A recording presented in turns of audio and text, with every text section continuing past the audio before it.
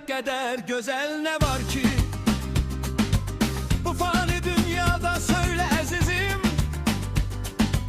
bir gözlerin var ki geceden kara. Ancak bakışların, ah bakışların, rengine boyanmış mavi denizin. Seni görmek kadar güzel ne var ki? Gözlerim görürse şükür Allah'a.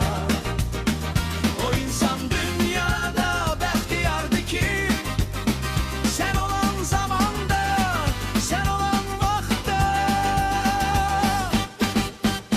Gözünü açırsa her gün sabaha, seni görmek